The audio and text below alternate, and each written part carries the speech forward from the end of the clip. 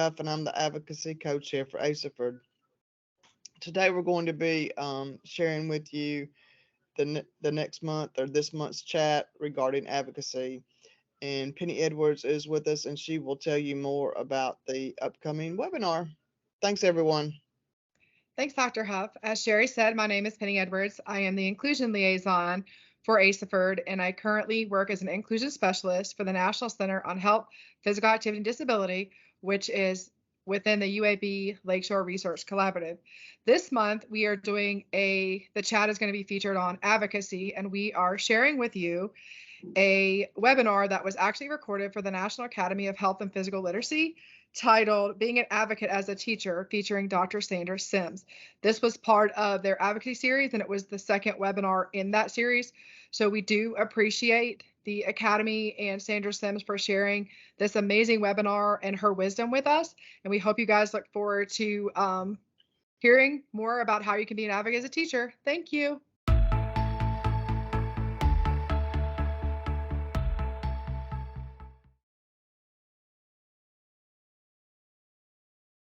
Hello, my name is Sandra Sims, professor at UAB. I'm also a Southern Tier representative to the Board of Directors for the National Academy of Health and Physical Literacy. One of the opportunities I get to do is also be kind of a liaison for our Academy's Advocacy Committee. And the Advocacy Committee is really excited about a lot of things that we want to do in this upcoming year and in the years to come. But we're really trying to work together to start these webinar series that would actually begin to kind of help jumpstart some people that maybe have not had advocacy training before. We also want to give you tips, and I want you to know that if you go to our website and you go to resources, you'll find advocacy tips in the blog section. And we're trying to get a lot of different people besides just the people on the committee. We're going to be building that space up to hopefully have some tools for you. This webinar is meant to just share kind of a concept that I have, that I believe that as a teacher, that we're advocates, that the way we interact with students every day, that's one of our greatest things that we can do. And honestly, without any other training, we're an advocate anyway. Everything that we say and do, kids are listening to. And, you know, if we have a great program, the greatest thing you could actually do is be a great teacher.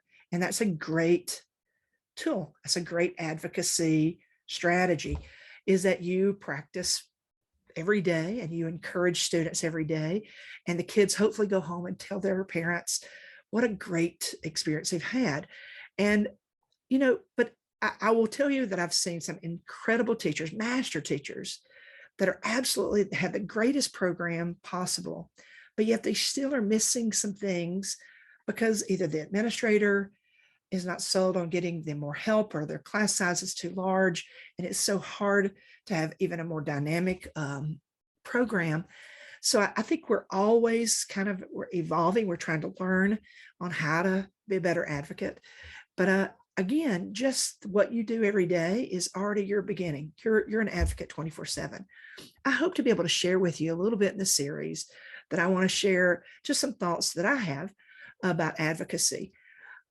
You know, I want to start by saying I'm not an advocacy expert, but I'm a person who's actually done a little bit of training in it because of maybe learning on the backside that I didn't know everything I need to know when we needed help and when I needed to step up. And when you're looking at just what advocacy is, a lot of people don't like the word. They just think it's somebody else's business. It's too much trouble, or in truth, we have not really addressed it enough. For those of us that are older in our training to become teachers, we probably didn't hear it a lot. But I think the biggest thing is we have to understand that advocacy is powerful, and it's what we do every day. And sometimes we do things we react to something that's happening, and we learn that, and by the way, that can be a powerful way to handle some situations, but it's going to be so much more effective if we're proactive and we do have some strategies sitting in our tool kit, so to speak, that we have on our laptop that we could pop in and take care of and know where we're going. I've had the great opportunity to speak across the country and share with different groups about different things about like plan of actions. And so we're not going to go into that in this webinar. What I basically want to do is just kind of hit some things. And I think a teacher can do every single day that even if you have not had training, we've got to find ways that we can do some things that are action related, that can connect to teachers in our school, administrators in our school, and our students in our schools, so that we can actually really begin to affect decisions that are being made that may impact and have a better impact on our program. So this is a pretty good definition. I want you to understand that it's broad. We put something in that tip section that I do think, and on the website, that I think having the tip section have those advocacy pieces there. And there's a tip section that really kind of goes into advocacy definition and what all it goes into, what all's a part of advocacy. For me, I guess I just want us all to understand is we're advocates, and it's not somebody else's job, and everybody's not going to have the same role. Somebody's going to go to the school board and want to talk in front and be at the podium, and others of you are going to want to do other things. So it doesn't matter what role you play, it's that you are in this process. And you really are, any way you look at it. It's just a matter of whether it's organized or not. So I want to really kind of go back to this about where did we learn? And I think about myself. I remember being a public school teacher and getting a call, and somebody said, Sandra, there is a bill right now in Montgomery that's being talked about on the floor. And without us knowing it, because it was a number, there was a number that they used, they were actually going to eliminate the requirement for physical education. It happened by chance that we found out. I left my school. I ran down to Montgomery. I'd never been to the Capitol before. I really didn't know what else to do, but it was kind of panicky. But I needed people to understand that, gosh, I believe in physical education, and I believe that my voice should be heard. And believe it or not, that day, being very reactive, it started a powerful part of my world and my life, is that I wanted to know more, because I learned that day that my voice did make a difference. But it was a scary thing. And it just happened that we hit at the right time. We were able to go before the vote that occurred. But it woke me up to the point that, number one, I really didn't know what advocacy was. And number two, I really wanted to get better at this, and I needed to get ahead of it. So when we look at it today as a person at UAB, where I teach future professionals, I have a standard an indicator that basically tells me, hey, they have to have advocacy opportunities, and we have to go through this process with them. And so I make my candidates understand what it is to be an advocate, and maybe try to share with them some advocacy strategies.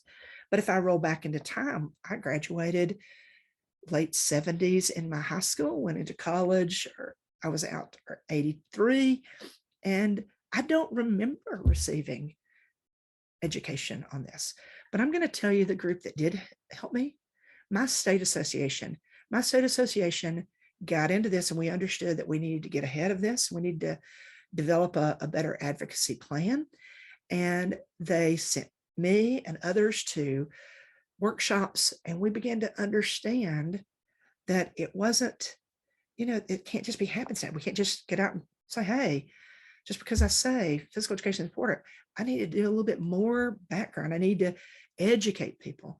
And so the Alabama State Association for Health, Physical Education, Recreation, and Dance literally made me the leader that I am, because they invested time into me and they educated me. They sent me to places, and then I got a chance to start speaking to others and sharing and hearing what other states do.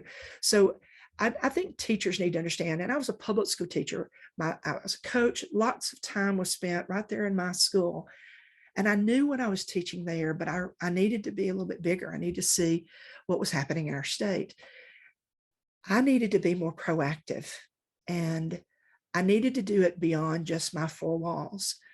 That was something that I wanted to do. What I really want people on this message here to do is I want you to start in your four walls, and I want you to feel that you've done everything you can, that you've advocated in your building. And that's really what I want to talk about today is just as a teacher, what do you want to do? And then I'm going to actually encourage you, once you get this bug and you understand that your voice is very powerful, I want you to be able to go and do other things where we can actually go and do other things where you go beyond the principal, that maybe you go to the school board, maybe you're ready to go to the school board and ask for something. Then you go think about the state. You start looking at things. What can I do at a state level? Getting involved with your state association and their advocacy efforts. Then you might even look at going nationally. What can you do to actually help nationally? I want to put a plug in here right now that I'm interested in what people need in tools. And one of the things the Academy Advocacy Committee is really concerned about is creating some things that are opportunities to help teachers who want to be better advocates at that different level, besides what we're going to talk about today on this webinar. But maybe when you want to go to the school board, when you want to go up the ladder, you want to do a presentation to some other group. I would love for our group to hear from you. If you have needs that you're interested in, and such as you need some kind of handout, you need something, I really want the Academy to be the place that you could be able to come to and find those tools that are ready made for you, that then you could just make some adjustments and you don't have to start from scratch. That's what I believe that we can do. And I'm hoping that as we begin this process, besides the webinars that we'll share with you, we really want this to be interactive. And I want members to talk to the academies, particularly our advocacy committee, and basically share with us what you need and what you want us to get and find. Now, there are other things. There are loads of research. I'm going to hit a few things today. There are great pieces of evidence. There's been research that we could jump on. Those are things that are done. There are things out there, and putting together a list of these things, I think that those are wonderful, but I really want to go back to my roots, what I needed as a teacher. What did I need for me to go forward and maybe help me promote my program, promote whatever it is that I need to make sure that I can get better, have a better program going. And I would like for us to have an opportunity to make and help those tools be developed for you. But I think the biggest thing is we've not learned the skills that we need. And I think that that's what turns a lot of people away. And they say, I really don't want to be an advocate. You are an advocate. It's what you live and breathe. It's your passion that you share every single day. It's the t-shirt you wear, the message that you send out, the energy that you share in class is advocating something. What we want to do is then, how do we create that and expand on it? Because we're already advocates. What can we do to help you? And right now, some of us just need some extra skill.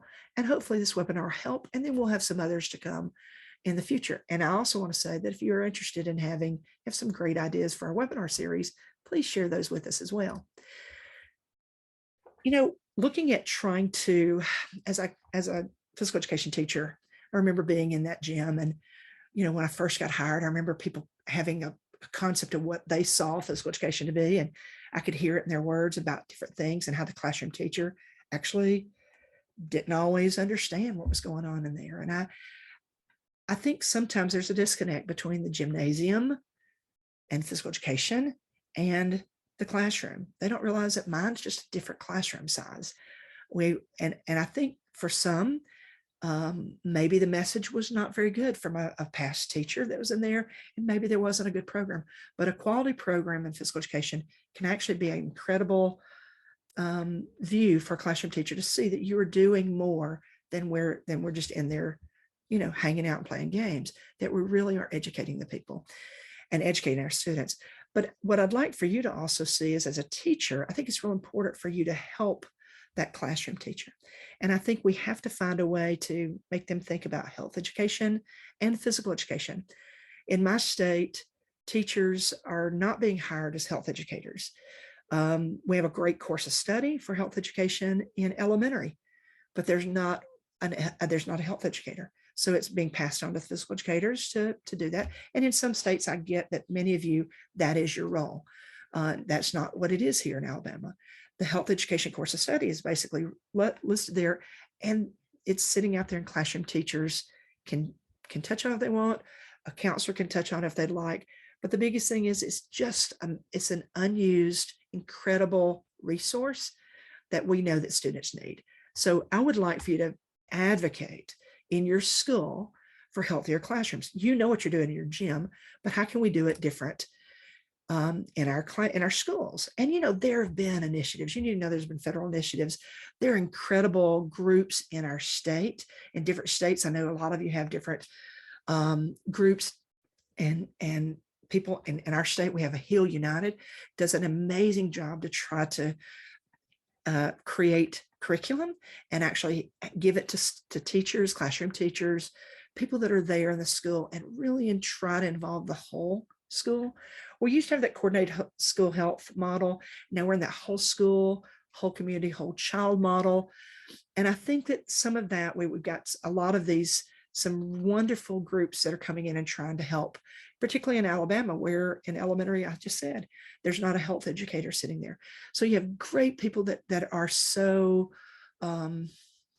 passionate about trying to have healthy, active children and really trying to create that opportunity. And they're doing some wonderful things, but we've got to also think about maybe the states that don't have a Hill United and that don't have the groups. And there's some curriculums that we can hit and create. And maybe in some of your states, you're already doing all the things, but I think we can still have a better healthy classroom model or healthy classrooms if the physical educator actually comes in and maybe gives some opportunities. So what I'm saying is, for those of us, I was a health educator. I was a health education minor and a physical educator. Physical education was my major. So, I have some health education background. Some of you in your states, you may have a health education, physical education major. For many of us, that classroom teacher has not seen anything other than maybe a 1-3 hour class.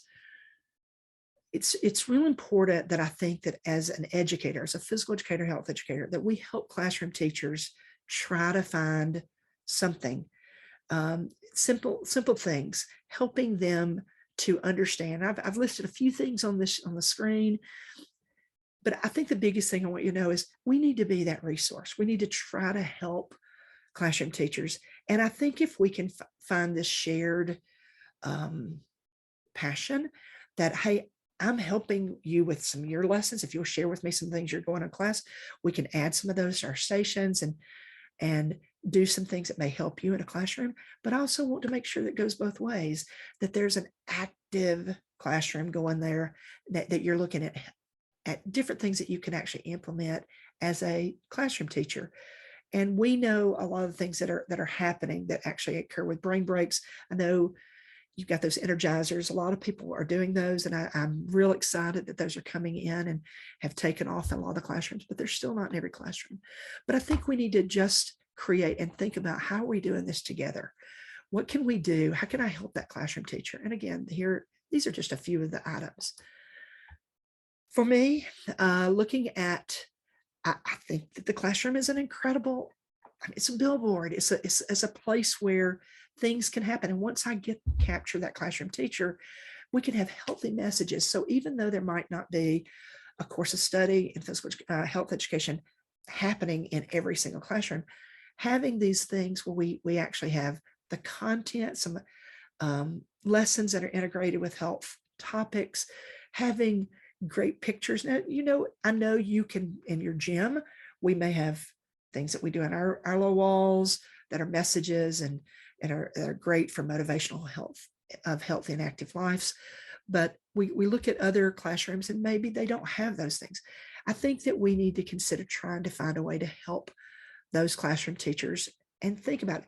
I might have a motivational speaker that I know of that may come to the gym, but it might be better served for them to go into classrooms and speak. And I just think there needs to end up being some joint conversation with classroom teachers. They oftentimes send all those grades. They get that time period off. They send them to you as a physical educator, and they're getting that 5th grade or 4th grade or whatever grade break. And oftentimes I should really be in the same place that they are in and speaking to them, and how can I help those classroom teachers? And even though their students are in my class, I've got to find other ways to get the message to them, which could be through message. There's no doubt we can do electronic messaging, but I've got to find a way to make sure that I'm speaking to them and sharing information, because we want this to be a win-win. We want the students to be interested in what we're doing, but also that the message doesn't just stop at our gym door. Okay. So I've been talking a little bit about health. Now we could spend, we could spend hours on both of these topics, having healthy classrooms, at messaging and different things. There's loads that could go in, and we could do webinar series after webinar series on just that topic itself. What I was just trying to do today is just kind of just touch on a few of these things as we go, looking at being an advocate for education, active education. This is something that's it's not new. It's actually been around. We have this. There's been a lot of money that's being put into research in this area, and where they're looking at what's really happening and why are classrooms moving away, and why were some schools leaving recess? Why were they leaving physical education and moving away from, if your state doesn't have daily physical education, that they're reducing time in physical education? How does that happen? And even though I encourage I can encourage classroom teachers to have active education, I do think that there's a lot more to this that we need to be building on. The research that's behind it, that the principals and classroom teachers would really be interested in, because of what the research shows and how important just a little bit of activity is, instead of just sitting all the time. But I think that the biggest thing is looking at, how can we invest some moments? How do we encourage classroom teachers not only to have healthy content, but active content in their classrooms? And I think, when we talk about physical education, we're going to talk about that in a second, but just the concept that we need some level of activity, and having, and I'm not going to go over all the scientific pieces of how much we need, because we know that that's there, and it's real important that we start looking at how can this make a difference. But I'm going to share with you that I think what's going to turn that principal's head, that classroom teacher, is that that performances on tests is going to get better, that they're going to be able to focus better, they're going to have better memory, and we also know that there's a chance that their behavior can get better just by improving their fitness level. And I think if we all play a part, it's hard for us to do that.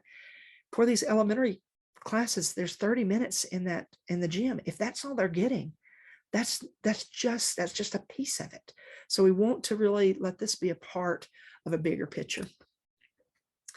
This is part of this research there's this active living research is amazing. I know you've seen this. This is not brand new. This is about 10 years old now, almost 11 years old data, but it's a message that I think we should be making sure those classroom teachers understand, is that there's a piece here that we want. It's not just what we do in the physical education gymnasium.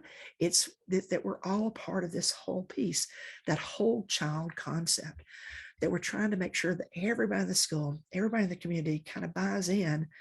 And we can do that as a physical educator and health educator by just sharing simple things. And even though this data is a little bit older, it still is a very powerful message that we can use. But it's been funded by a great group, and we start looking at some of the things. And there's the bottom of the page, you can actually get to the places if you want to see these and read the large process of what the research was about. But I think the picture says amazing. It's an amazing story to me, that looking at, and we know standard test scores. We know that right now it happens to be spring right here, and testing is happening. No matter what we've been going through, testing is happening in our state, and this is tough.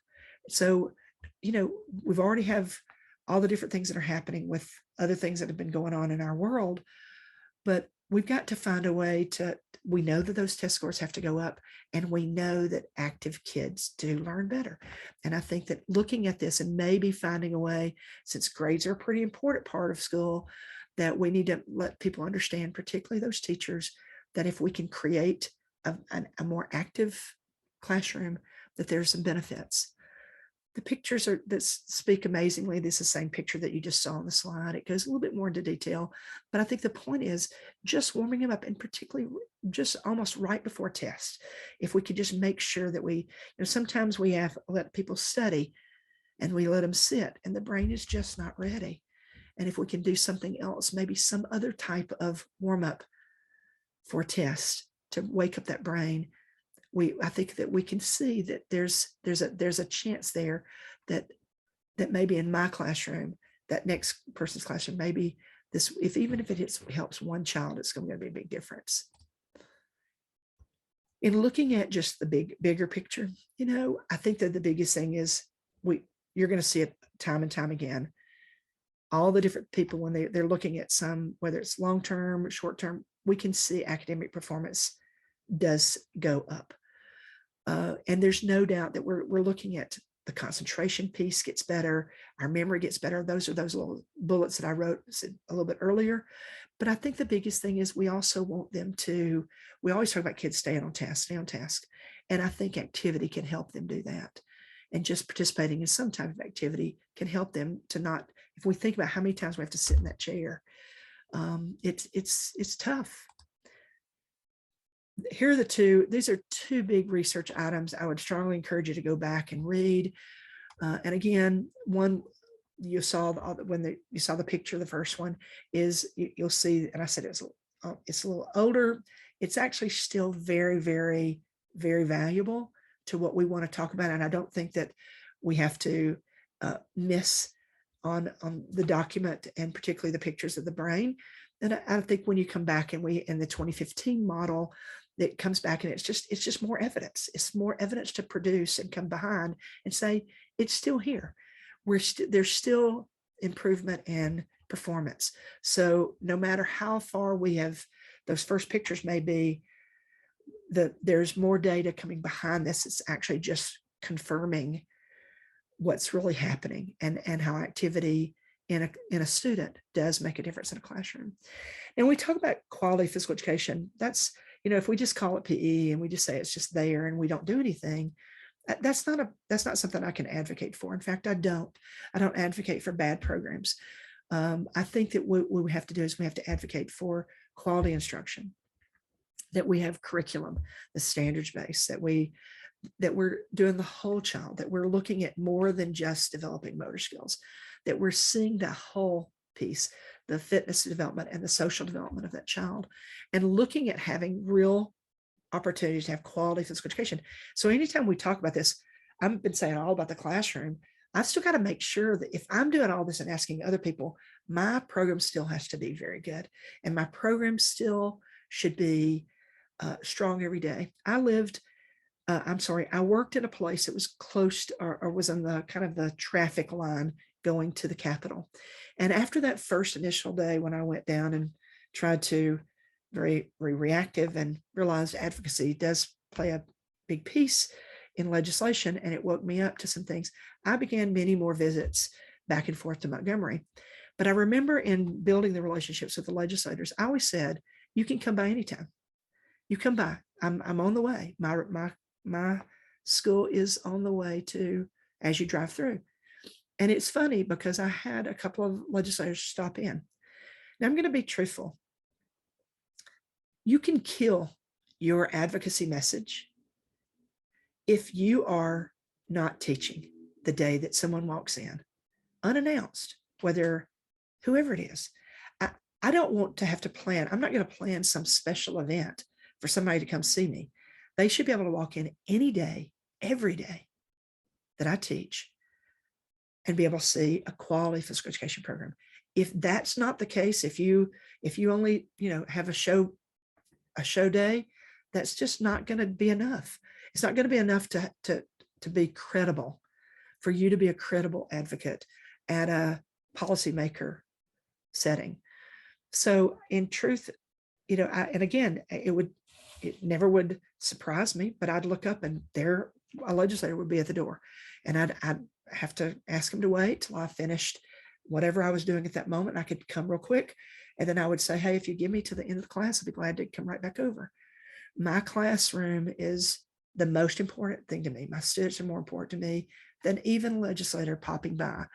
But I think the biggest thing is, if I had not been teaching that day, that would have been an advocacy message too, is that she just speaks it. She doesn't live it. And I think that we have to figure this out, that we have to be who we are every single day. And if the principal were to walk in, they would see me on every day. My program is the message. The only way I could change when I first, and this is an interesting throwback for me, as an athlete in college, I was leaving college and I was ready to become a physical educator. I was ready to change the world. And I remember being interviewed. And I said, I'm going to go from school to school. My job is to go school to school and get everybody fired up. And I want to change programs. And I'm going to do it. And I'm going to change programs. And then I'm going to move to the next school. I'm going to change that program. Well, it was interesting because that is really hard to do. Now, again, this is a young whippersnapper thinking they could change the world. And all of a sudden, I was faced with reality and how long change occurs, and how maybe a quality program doesn't just the snap of a finger. Maybe it takes time. Maybe it gets other people. It takes time to get other people on board. It takes time to get the things that you need to do it, but you still are working on it, and you're still showing great effort in the quality construction. But I realized pretty quick in the process that to have a great program, I need to stay a little bit longer and keep building. And at my second school, I remember walking in and people would say, that's just OPE, and hey, I'm going to send these other kids up. And I said, no, you're not. This is my classroom. I'm not going to send my students down to you. And they could not believe it at first, because I said, this is the way it's always been done, Sandra. You don't understand. I had to change a concept. I had to change a culture that was embedded in the classroom teachers' minds. And I thought as a college student graduate that I was going to be able to do that overnight. What occurred is that it took time. And then there became a respect. And then they started going, we're not going to do PE. We're not going to call her PE, because I wanted to be called a physical educator. I wanted them to respect me as much as I respected them in their classroom. That's what I want to do every day. And my message was clear, is that we had quality instruction going on in that gym. And going back to that young kid who wanted to do it over and over, it's a hard process, but to make it stay, I had to be there to make sure it stayed. Quality instruction doesn't happen when a person leaves and there's not somebody who walks back in and believes the same thing. So we've got to have quality. We've got to build quality physical education. It's tough when I have students and candidates who leave and go into a school where somebody's been there for a long time. And they're so excited. They have all these great ideas of how to change. And sometimes some of our worst experiences are from physical educators who've been in the business too long. And truthfully, they're advocating for something that we don't want, which is, let's just do it the way we've always done it. Change is not easy. It's not something that we can always, it's not always it's just not always the easiest thing, but typically change can make us better. And I love to be challenged, and I love to think that my program evolved over the time that I was in public school, and the same thing here in higher ed. So for me, quality physical education is not a given. We've got to have a lot of buy-in. And I do think that does make, so if I'm going to ask the classroom to help me, I've got to make sure my message is clear. If I'm going to be an advocate to the principal, they've got to be able to come in anytime and see that I'm teaching. If I'm going to be an advocate to the community, they've got to see me, and they've got to see that when their kids come home, they're telling them what all the exciting things we're doing. And they were not just doing nothing, that there's something happening every day. And if they miss what I wanted students to do in my school, I wanted students to schedule, if they had something else, some other points, I wanted them to schedule around my class, because I wanted them to know that when they miss the day, they missed that one day in class, that they were missing something exciting. And I knew when students started telling me, hey, I moved my orthodontics or my dentist appointment so that I wouldn't miss this, that I knew that I was able at that point to at least meet one kid, and they realized how important quality physical education is. It's a daily thing. There are barriers. And I shared earlier, I've watched excellent master teachers have quality programs. It's amazing. And they may have the quality and the instruction, but they may have been given some weird curriculum times. They may have been given a 5th grade group coming right behind a kindergarten group. And so things are not in the same order that you would need for how it would help you with equipment for your K-5, and in some schools, K-12, the 6-8, 9-12, whatever the curriculum that you're in, it was sometimes very difficult. So a barrier to quality physical education sometimes they're big pieces. There's a lot more than these 4 bullets that I'm listing here, but these are the big ones to me. We talk about it, particularly when we look at class size. We get in Alabama, it is hard on our classroom teachers when I go to a school and I put a candidate in a school and there's 95 kindergartners in that class. And you have a master teacher who's done amazing, incredible program, but somewhere up the line, they just haven't gotten the message that this is not the best practice. This is not the best way for safety. It's not the best way for quality instruction, even though I'm doing everything I can do. But having my students be able to see that and make them understand that, there are people down the road that only have 25. They have, or maybe have 2 classes in there, not 4 and 5 classrooms that come in at a time with one teacher. So advocacy takes on a totally different thing when all of a sudden I'm been given an opportunity to teach, and all of a sudden the barrier is so great. Now, for some people, they walk away. They say, I can't do it. I would like to be able to say, I think that what you do is you show you can, and then you totally have to begin to educate that administrator. And we'll do another webinar series on how to educate those administrators on pieces. And I'll do a slide here, but I think we need to spend a lot more time on that, because I do think some administrators are our segment that we can get to. And then again, it may even have to go up a little bit further so that we can get some money for somebody else to come in and help, particularly in elementary. Class size is not as much of an issue here in Alabama in our middle and high school because of SACS accreditation, but that poor elementary physical education teacher oftentimes gets an incredible class size here. Waivers, we see a lot of waivers in our state, and those have been they've been an area that I've worked with for a long time and followed. And it's hard to watch waivers come up all the time, it seems like, and that someone's being asked to and being allowed to go a different route and to take something else, which has really nothing to do with physical education or health education. But I think the biggest thing for me, these are barriers, but that doesn't mean that they would keep us from teaching. We soldier on, we march on, we continue the good fight, but that we still need to begin to address those opportunities. And I think we can do that. I think we hit the same group, those administrators, with some of the research and being able to have some things and having some tools ready-made that we go, we've got to find a way that lets people realize we have so much that's on this list that administrators want to see. They want to see, they particularly those slides earlier where it proves academic performance and what's happening with the brain. We need to do a better job of educating administrators on trying to take those barriers and removing the barriers, or at least giving us some help. But I think that for us, this is a big piece. But for today's message, I really just want to make sure that teachers don't give up.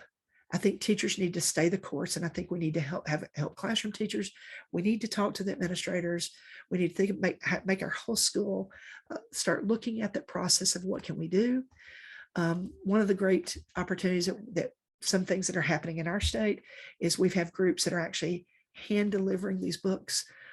John Rady's spoken right here in our state, and when we've hosted the summit here in Birmingham, he spoke. And even this book, you're going, gosh, 2008, the message is there. It's a powerful book. It's not written by physical educators saying, hey, save the job of physical educators. There's nothing to do with that.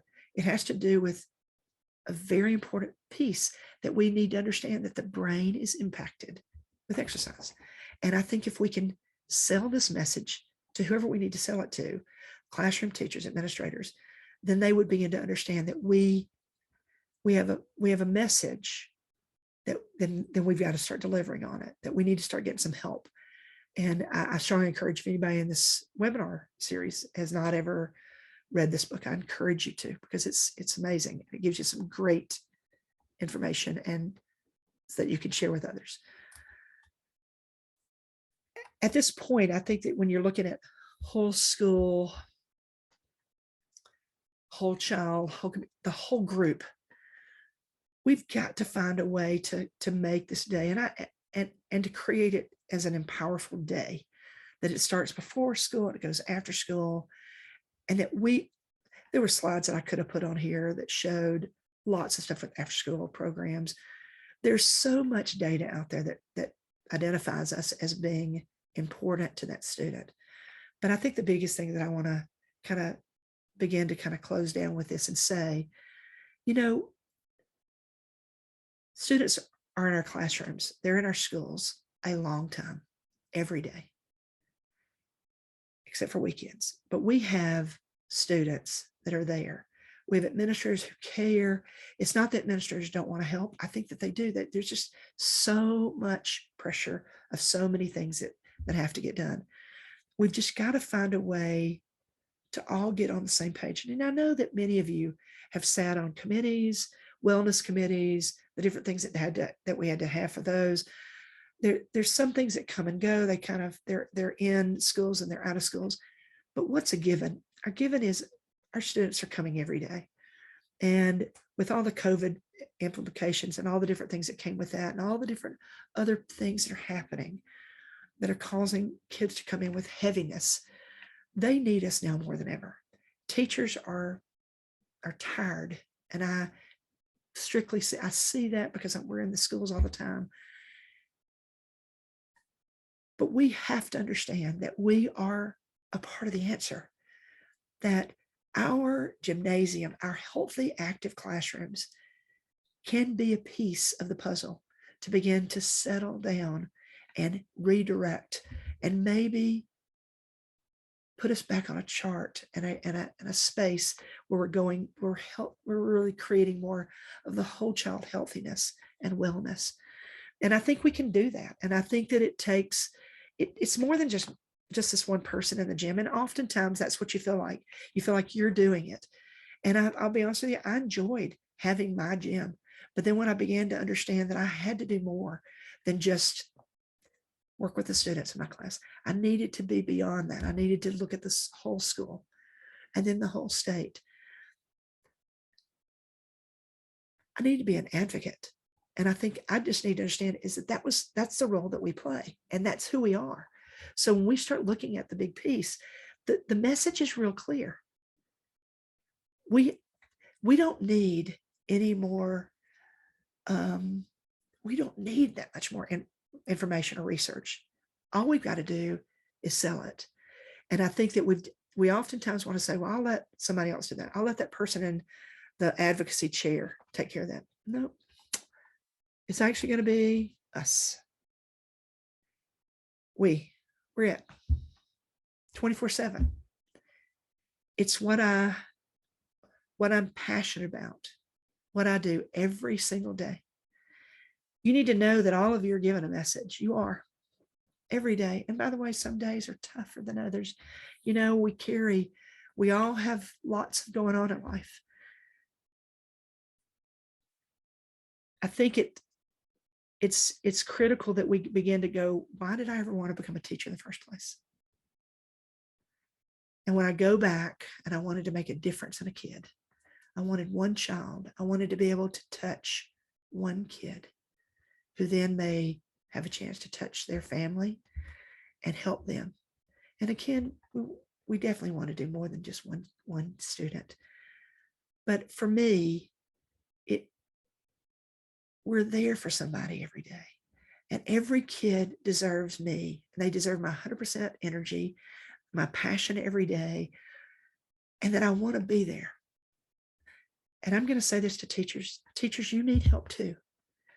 You know, you need somebody patting you on the back. And I'm going to tell you, you are amazing. Hang in there. This has been a tough couple of years. I think if we can just get past and, you know, kind of regroup this summer and come back, I really want you to consider what's your t-shirt saying every day when that kid walks in the door. What is it that you're telling them? What are you telling that principal every day when they come by your gym? What is the message you're promoting to your community? And, you know, if you can go and you can lay your head down at night and know you did it, then get up the next day, put that t-shirt back on, some t-shirt, that message, and be an advocate.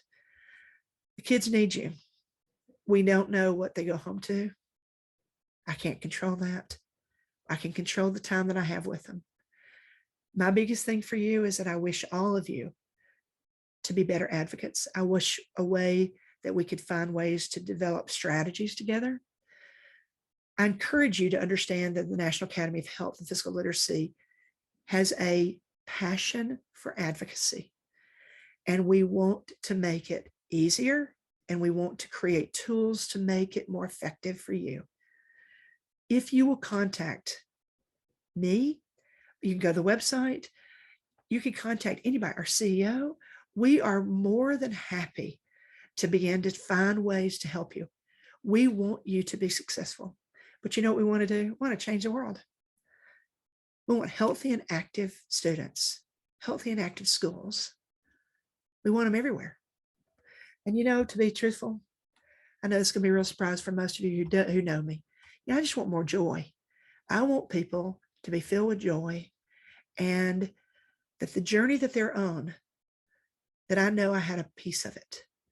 And so in truth, as I close today, I just really want you to understand advocacy is not going to end when I click off. Advocacy is every single day. I hope you're up for it. I love it. I'm thankful for my state association. I hope you will get involved with your state association along with the academy. And the biggest thing for me is just go shine, be who you are. I wish you great joy as you finish out this school year. And what I really would love for you to do is take a rest and a breather. So when you come back next year, it's an amazing, amazing ride. We're great at what we do. We make a difference one child at a time. Have a great day.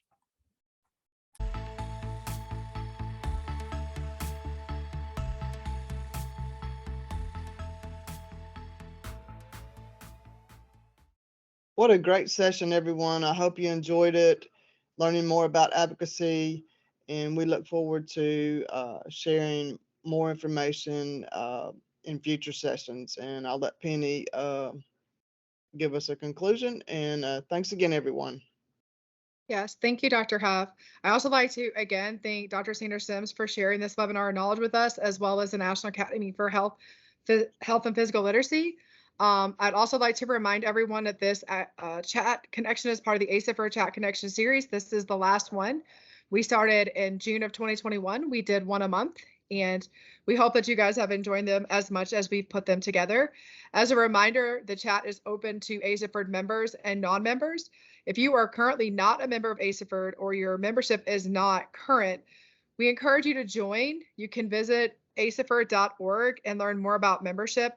Membership is far more than just attending a conference. It's building relationships, it's advocacy, just like what you just heard. It's being in the trenches, it's meeting with legislators, it's all the things that Asahperd does day in and day out to ensure that health, physical education, and all of the allied fields are represented in things that are happening in the state and fighting for everything that we need and we know children need, because we know that children and adults who are active lead healthier lives. So we appreciate you guys coming. We look forward to you guys joining, and we look forward to the next chapter of what Asahperd is going to offer for our members. Have a great day.